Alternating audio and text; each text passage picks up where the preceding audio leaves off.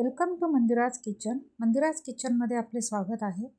रोज नाश्त्यासाठी आणि मुलांच्या डब्यासाठी काय बनवावा हा मोठा प्रश्न असतो. तर हाच प्रश्न आज आपण सोडवण्यासाठी पाहूयात हेल्दी असे पोह्यापासून तयार होणारे कटलेट.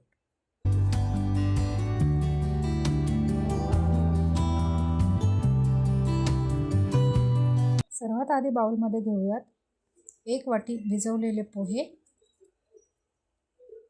अर्धी वाटी बारीक रवा, अर्धी वाटी दही, बारीक चिरलेलं आलं, बारीक चिरलेल्या हिरव्या मिरच्या, हळद, 1 टेबलस्पून लाल मिरची पावडर, चवीपुरते मीठ, 1 टीस्पून तेल घ्यायचे, चिमूटभर बेकिंग सोडा घालायचा आहे आणि हे मिश्रण चांगले मळून घ्यायचे आहे. गरम मसाला 1 टीस्पून आणि लिंबाचा रस 1 टीस्पून घालायचा आहे आणि याचा घट्टसर असा गोळा मळून घ्यायचा आहे आणि 10 ते 15 मिनटं हे मिश्रण चांगले भिजवून द्यायचे आहे. त्यानंतर त्याचे छोटे छोटे गोळे घेऊन त्याला कटलेटसारखा आकार द्यायचा आहे. बघू शकता अशाच प्रकारे आपण सगळे कटलेट्स तयार करून घेतलेत आणि ते 10 मिनिटासाठी वाफवून घ्यायचे आहेत. आपले कटलेट्स वाफवून तयार झालेले आहेत.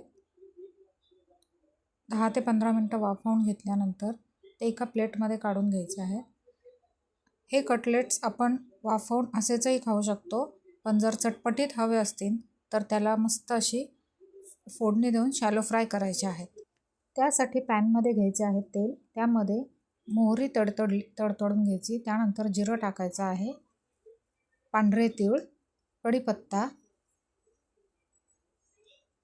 आणि लाल मिरची पावडर 1 टीस्पून टाकायचे आहे आणि त्यामध्ये आपण वाफवून घेतलेले कटलेट्स शॅलो फ्राय करून घ्यायचे आहेत.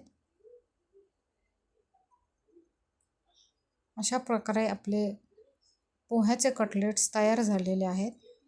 लहान मुलांना टिफिनसाठी उत्तम पर्याय आहे. लहान मुलांना हे नक्कीच आवडतील.